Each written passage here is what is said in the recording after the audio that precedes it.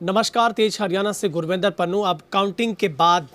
सबसे पहले हम जिक्र करेंगे हरियाणा की एलनाबाद विधानसभा पर, जहां पर अभय सिंह चौटाला को एक बड़ी हार का सामना करना पड़ा और यहां से पिछले 2-3 दशक से लगातार राजनीति से दूरी बनाए हुए राजनीति में वापसी करने को लेकर भरत सिंह बेनीवाल का मुकाबला इस बार सीधे तौर पर अभय सिंह चौटाला के साथ था और इसी पर हम मंथन करेंगे। आप सब लोग भी जानना चाहते हैं कि अभय सिंह चौटाला की हार के ऐसे कौन से बड़े बिंदु हैं जिसकी वजह से अभय सिंह चौटाला को इस बार जो हार का सामना करना पड़ा। कौन सा ऐसा पहला एज था जो भरत सिंह बेनीवाल को इस बार शुरुआती रुझान में ही उनको एक जीत की तरफ ले जा रहा था और जब काउंटिंग हुई तो बिल्कुल हैरान करने वाले आंकड़े थे।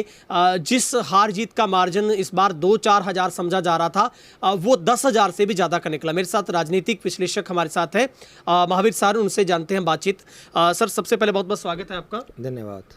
महावीर जी, सबसे पहले जिक्र एलनाबाद सीट का हम कर लेते हैं। यहाँ पर अभय सिंह चौटाला को इस बार बहुत बड़ी उम्मीद थी। वो लगातार इस बात को लेकर दावा भी कर रहे थे कि उनकी सीट सेफ है, आईएनएलडी की वहाँ पर एक बड़ी जीत होगी, लेकिन तमाम जो दावे थे वो धराशायी हो गए और भरत सिंह बेनीवाल ने एक ज़बरदस्त जीत वहाँ से ली है। हाँ, ये तो तय हो गया था पिछले एक सप्ताह से। ये लग रहा था कि अभय चौटाला चुनाव जो है वो हार रहे हैं। एक तो क्या हुआ कि अभय चौटाला को यहाँ पे इतना प्रचार का मौका नहीं मिल पाया, पूरे प्रदेश में वो घूमे, और दूसरा बड़ी ज़बरदस्त भीतरघात जो है वो यहाँ पर हुई है, क्योंकि जिस प्रकार का सिस्टम सिरसा ज़िला में बना था उसमें मीनू बेनीवाल की जो टिकट कटी उससे ये तय हो गया था कि मीनू बेनीवाल जो ग्रुप है वो किसी भी हालत में अभय चौटाला का समर्थन नहीं करेगा। और बीजेपी ने जो ये सारी चीज़ें टेबल के नीचे पर्दे के पीछे वाली थी, और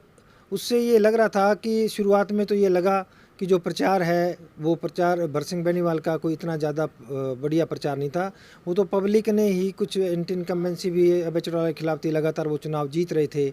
और दूसरा माहौल ऐसा था कि कांग्रेस की सरकार बन रही है, तो ये भी एक एडवांटेज, हालांकि वो दावे जो सफेल हो गए हैं, लेकिन इस उनका यहाँ पर उनको कोई लाभ अभय चौटाला को नहीं मिल पाया। और जो चुनाव वाले दिन जिस प्रकार की पोलिंग और जिस प्रकार का भीतरघात और जिस प्रकार का दो पक्षों में जो साम दाम दंड भेद का प्रयोग हुआ,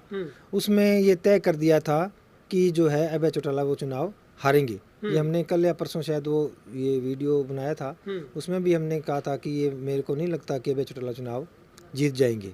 लेकिन चुनाव जीत 8-10 हज़ार की हम मार्जिन मान रहे थे,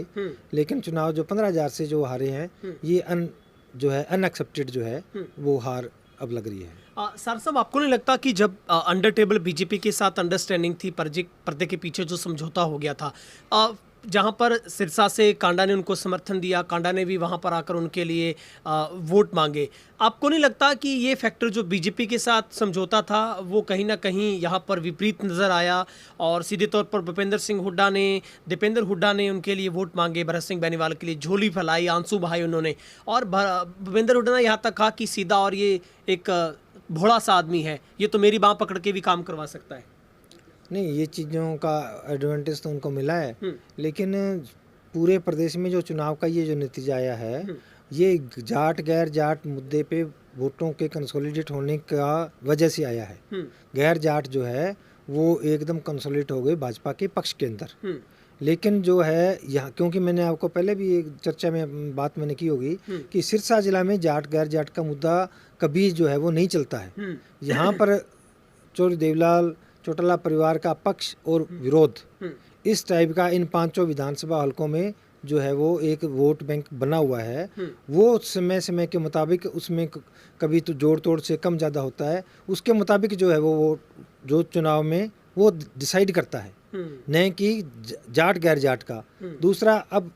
आप कह सकते हैं कि किसानी आंदोलन के लिए इस्तीफा देना और जो जिसके लिए इस्तीफा दिया, जिस वर्ग ने इस्तीफा, मतलब जो जाट वर्ग या किसान वर्ग में उसकी बहुलता है और उन्होंने ही वोट उनको नहीं दिया, मान लो,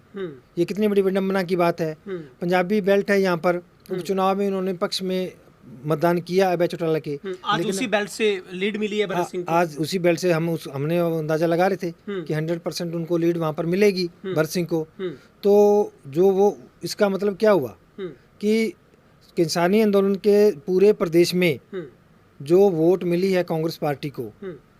यहाँ पर वोट जो है वो अभय चौटाला के पक्ष में जानी चाहिए थी। लेकिन क्योंकि जो समय बीतता है याददाश्त बड़ी कमज़ोर होती है आदमी की, और वो परिस्थितियाँ धीरे धीरे जो है वो चेंज हो जाती है, और जो नए मुद्दे क्रिएट होते हैं वो नए मुद्दों के मुताबिक मतदाता वोट करता है। इसीलिए इस बात का ही खमियाजा अभय चौटाला को भुगतना पड़ा है, और वो निश्चित होकर बैठे थे। वो तो पूरे प्रदेश में घूम रहे थे, एक वो उनकी निश्चितता जो है वो उसका उन्हें नुकसान हुआ है, और वो आज राजनीति की मुख्य वो जो इतनी बड़ी जो उनको हार का सामना करना पड़ा है, शायद वो इससे इतनी बड़ी हार वो कभी नहीं आ रही आज अपने पॉलिटिकल। सर साहब, आपको नहीं लगता कि उनका बीजेपी के साथ जो समझौता कर लेना, गोपाल कांडा का समर्थन ले लेना, और दूसरा जो लोगों के जहन में किसान आंदोलन के पक्ष में जो उनके साथ जुड़ाव था लोगों का, सीधे तौर पर उनका ये जो समझौता था, उनका जो फैसला था, कहीं ना कहीं उनके लिए ये बहुत एक मतलब एक तरीके से उनके लिए बहुत मुश्किल वाला साबित हो गया? हाँ हाँ, बिल्कुल मुश्किल। बाकी यहाँ पर एक सीधा मुकाबला था, जैसे मैंने कल जो हमने बातचीत की थी परसों, उसमें हमने कहा था कि डावाली में देखो जो परिस्थितियाँ बन रही है वो उसका जो है वो इनेलो के प्रत्याशी को फ़ायदा हो रहा है, क्योंकि कांग्रेस प्रत्याशी के खिलाफ जो वोट जो है वो कट रहा है। लेकिन इलाहाबाद में ऐसी कोई स्थिति नहीं है, बिल्कुल सीधे मुकाबले में जो है फंसे हुए हैं अभय चौटाला, और ये एक सीधा मुकाबला होना, ये कांग्रेस का वोट कहीं से भी कोई डेंट नहीं लग रही थी इलाहाबाद के अंदर। और इसका उन्हें दूसरा उनका जितने भी वो स्टेप थे, मान लो अब जैसे पवन बेनीवाल उनके साथ आए और गोपाल कांडा उनके साथ आए, तो उनके खिलाफ तो अभय चौटाला बहुत प्रचार करते रहे हैं, और अब ये उनके साथ जब वो प्रचार उनके लिए कर रहे थे तो मतदाता इतना समझदार है, वो बोलता नहीं है, लेकिन उन्होंने उस बात को महसूस किया होगा, तो उन्होंने जो मतदान करके तो उन्होंने उसको जवाब दे दिया कि आपके ये जो फैसले लिए गए हैं ये फैसले आपके हमें पसंद नहीं है, इसलिए इतनी बड़ी हार हुई है। तो आपको लगता है कि जो भरत सिंह बेनीवाल ने भी अक्सर इस चुनाव को बहुत मंझे हुए तरीके से उन्होंने चुनाव को लड़ा? सब आखिरी सवाल ही कर रहा हूँ, इसी के साथ हम इसको एंड कर देंगे। भरत सिंह बेनीवाल के चुनाव में आपने भी बारीकी से देखा होगा कि जिस बेबाकी के लिए, जिस ललन टॉप अंदाज के लिए वो जाने जाते हैं, जो वो शब्द इस्तेमाल करते थे, वो फोटो निकालते थे, इस बार वो उससे गुरेज कर गए। उन्होंने इतना समूथली तरीके से, इतना ठेठ तरीके से, देसी तरीके के साथ इस अंदाज से चुनाव लड़ा कि अभय सिंह चौटाला इस बात की उम्मीद करते रह गए कि वो झूठे वाला बयान देंगे, वो एक जानवर जैसे हैं, वो तो इंसान ही नहीं है। तो लेकिन इसी बात का फायदा भरत सिंह ने उठाया। ऐसा है कि वो जैसे अब खेल के मैदान में देखते हैं फुटबॉल में सेल्फ गोल, वो सेल्फ गोल खुद ही कर दिया करते थे, और उनको उनका जो बेनिफिट जो है वो अभय चौटाला को मिल जाया करता था। लेकिन अब की बार उनके कोई सलाहकार रहे होंगे जिन्होंने उनको बताया कि आप कम बोलिए, क्यों आपका बोलने का कहीं न कहीं मतलब जो है वो ऐसी बात आप बोल दोगे जिससे आपके इलेक्शन पे आपका वो नेगेटिव उस पर इफेक्ट पड़ेगा। तो उन्होंने जो है वो प्रचार जो है वो बहुत सहज तरीके से किया, और उनका कोई ज़्यादा प्रचार उन्होंने नहीं किया। उनको तो लोग उनके पक्ष में वोट नहीं मिला। मेरे को ये लगता है कि ये अभय चौटाला के विरोध में जो वोट था, कुछ अभय चौटाला के ऐसे जो लोग थे, जो लोग कॉन्स्टिट्यूंसी के अंदर उनको नहीं ताकतवर उनको देखना प्रदेश में नहीं चाहते थे, उन लोगों ने मिलके जो है वो अपने आप ही जो है भरत सिंह बेनीवाल की सपोर्ट करी है, जिससे उनको संबल मिला है। वो जो सपोर्ट हुई है, वो जो जिसको मैं भितरघात नाम दे रहा हूँ, वो एक बहुत बड़े पैमाने पे हुई है। उसमें जो है उनको तो खुद ही जो ऐसे क्या कहते हैं, भरत सिंह बेनीवाल को उसका अपने आप ही एडवांटेज मिल गया। उसके लिए उनको पॉजिटिविटी कुछ ज़्यादा करना नहीं पड़ा। उनको पॉजिटिव वोट, मैं कहता हूँ उनको पॉजिटिव वोट नहीं मिला है। वो जो वोट मिला है वो अभय चौटाला का नेगेटिव वोट उनके अकाउंट में गया है, और वो जो लोग अभय चौटाला को हराने वाले थे उन्होंने जो है अंदर खाते जो है वो जमकर जो है भरत सिंह बेनीवाल की सपोर्ट की, और तभी ये नतीजा आया है। ठीक है, अभी हम